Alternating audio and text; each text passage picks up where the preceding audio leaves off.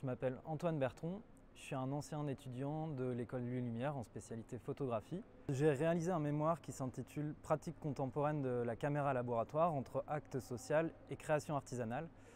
C'est donc un mémoire qui s'intéresse aux photographes ambulants contemporains qui utilisent ce que j'ai appelé des caméras laboratoires, qui sont des appareils qui combinent à la fois système de prise de vue et laboratoire argentique noir et blanc. De nombreuses personnes qui fabriquent leur caméra laboratoire la construisent avec des matériaux de récupération. Ça, c'est quelque chose aussi qui m'intéressait dans les pratiques. C'est le fait de réutiliser, de recycler des matériaux qui vont être jetés pour la plupart et de les revaloriser en fabriquant son propre outil de travail. J'ai découvert ce type d'appareil photo lors d'un stage en première année avec Sébastien Bergeron, qui est un fabricant d'appareils qu'il nomme Streetbox Camera.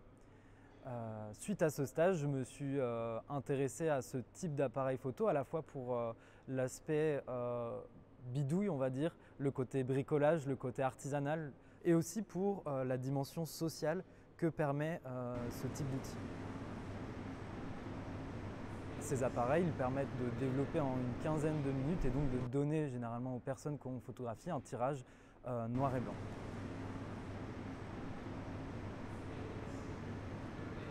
J'ai réalisé un projet au long cours pendant 2 étés d'affilée qui se nomme Bicyclo Phototroc.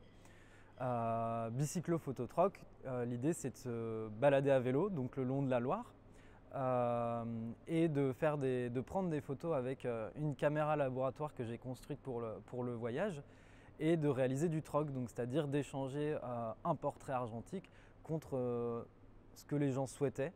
La première année, c'était des trocs assez libres et la deuxième année, j'ai poussé le système du troc en me disant mais qu'est-ce que les gens pourraient me troquer qui pourrait rentrer en lien avec cette pratique-là.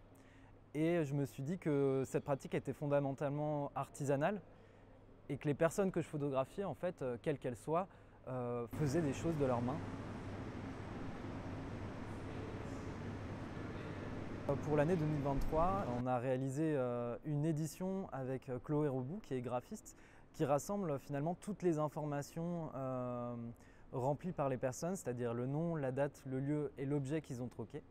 Ces 2 éditions, elles ont pour vocation de rendre compte de ces voyages et elles permettent aussi de, éventuellement, on espère, les éditer à plus d'exemplaires pour pouvoir aussi les diffuser, chose qu'on ne peut pas faire malheureusement avec les carnets qui sont uniques.